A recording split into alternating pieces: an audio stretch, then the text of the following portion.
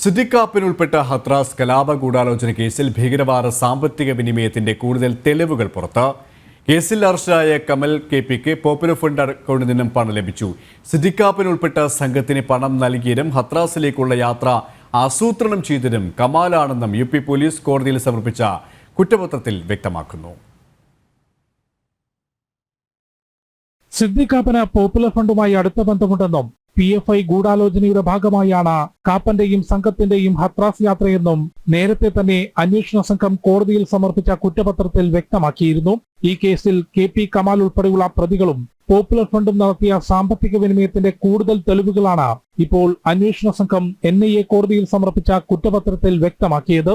Popular ഫണ്ടിന്റെ ICICI bank അക്കൗണ്ടിൽ നിന്ന് കമാലിന്റെ SBI സൗത്ത് ഇന്ത്യൻ ബാങ്ക് അക്കൗണ്ടുകളിലേക്ക് പണം ലഭിച്ചു. കമാൽ തന്നെയാണ് സിദ്ദിഖ് ഉൾപ്പെടെയുള്ള സംഘത്തിന്റെ ഹത്രാസ് യാത്ര ആസൂത്രണം ചെയ്തതും അതിനായി പണം നൽകിയതും. കമാൽ ഹത്രാസിലേക്ക് അയച്ച PFI ഹിറ്റ് സ്ക്വാഡ് അംഗങ്ങളായ അൻഷാദ് ബദറുദ്ദീൻ, ഫിറോസ് ഖാൻ എന്നിവർക്കും പണം നൽകി.